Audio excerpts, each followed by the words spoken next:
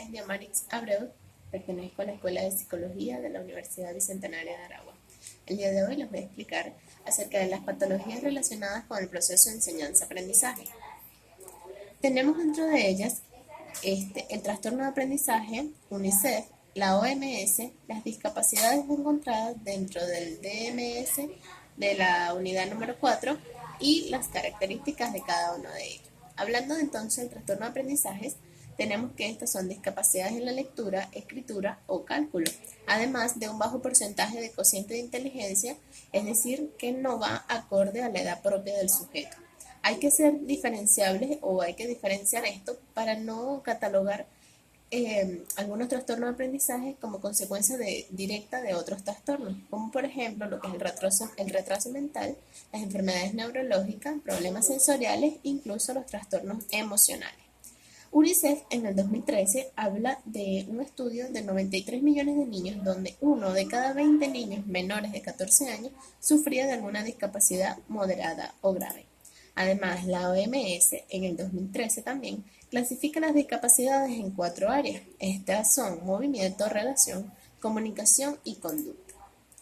Estas discapacidades pueden deberse a factores de riesgo. Hablamos de factores de riesgo durante el desarrollo prenatal y periodo perinatal de las madres.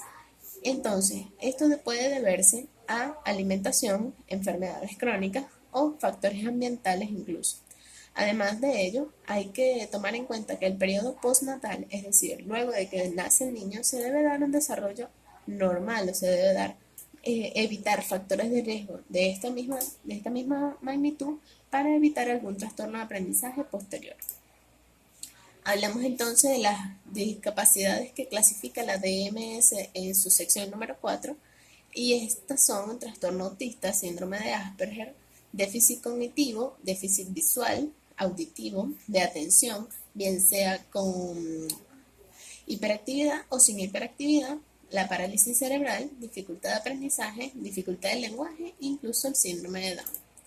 Hablando entonces del trastorno autista, como bien pueden observar, estos son muy apegados o son caracterizados por tener intereses marcadamente restringidos, altamente preocupados, extremadamente ordenados, tienen copia de actitudes o comportamientos de la televisión, actores o incluso caricaturas, suelen hacer muchos berrinches, tienen algo particulares que son hacen balanceos, inclinaciones, mecerse, dar golpecitos y una fascinación por un movimiento particular y por intereses algo adjetivos por objetos inanimados. El síndrome de Asperger tiene una inexistencia de déficit cognitivo, es altamente frecuente en niños varones, una incapacidad para establecer relaciones sociales, su desarrollo no concuerda con su edad, una rigidez mental y comportamental, además de un desarrollo lingüístico aparentemente normal. El déficit cognitivo habla de la etiología de que esta condición es multifactorial, además de que es amplio y está dividido en varios niveles.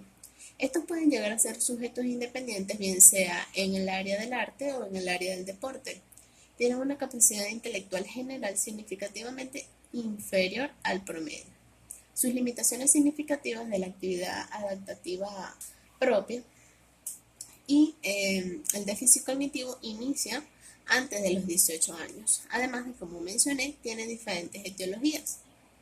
La dificultad del lenguaje se puede encontrar en 3 trastornos, en 3 clasificaciones: los trastornos expresivos, los trastornos mixtos y los específicos complejos. Dentro de ellos, los trastornos expresivos tienen una desprogramación fonológica y una disprasia verbal. En los trastornos mixtos, una agnosia verbal y un déficit fonológico sintáctico. Además de los trastornos específicos complejos son anómico, sintáctico, semántico, pragmático. Esta dificultad del lenguaje es caracterizado también por tener aspectos formales o del uso del lenguaje, es decir, dificultades en esta área, y esto suele acarrear riesgos para el aprendizaje de la lectoescritura. El déficit de atención tiene una labilidad atencional estos niños, además de un estilo de comportamiento impulsivo, una hiperactividad estéril, fragilidad de los mecanismos adaptativos al entorno y déficit neurocognitivo específico para los aprendizajes. El trastorno de aprendizaje en sí, hay que catalogar su identificación a temprana edad. Esto es esencial. Llevar un tratamiento precoz, ayudar a que la escolarización no se vea afectada, además de que no exista o no se caractericen secuelas negativas emocionales.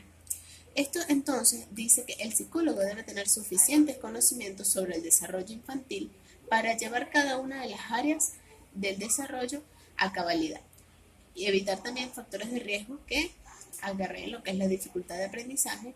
Y es importante que solo equipo capacitado multidisciplinar pueda evaluar correctamente un niño con trastorno de aprendizaje. Además, este equipo va existen aquí en este equipo la maestra, el pediatra, el neuropediatra, el psiquiatría infantil, el psicólogo y el psicopedagogo. Estos son los que pueden evaluar a un niño con trastorno de aprendizaje.